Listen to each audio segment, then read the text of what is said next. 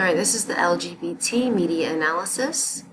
I'm going to talk about the progressive ad that came out in 2010.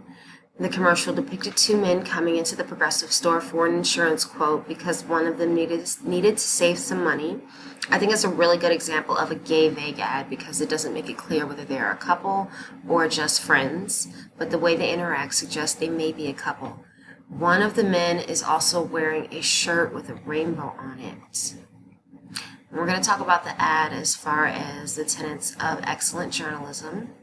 So first would be context. I think the commercial does a pretty good job of providing context. You know where the men are, the Progressive store, and what they're doing, buying insurance. And they even give a backstory about how one of them had to sell their watch for some money. And supposedly that's how broke they are.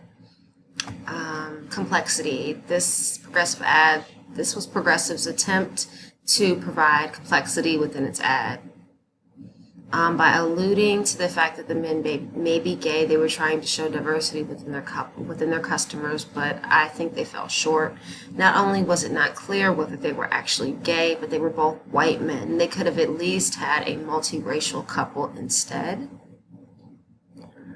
Voices. The voices in the ad consisted of the sales lady and the two men, though the voices were not exactly diverse. They were there.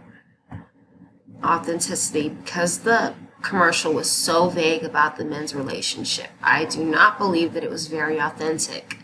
The LGBT community buys insurance too. The least advertisers could do is acknowledge them. Proportionality. I do not believe that this commercial achieves proportionality. They don't show diversity within the LGBT community, nor do they acknowledge the characters as being openly gay.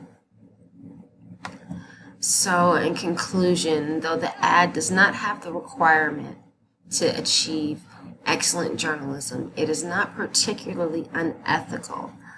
Maybe the guys are a couple, maybe they're just one of them is gay, and maybe they really are friends. Or maybe they're both gay but aren't together.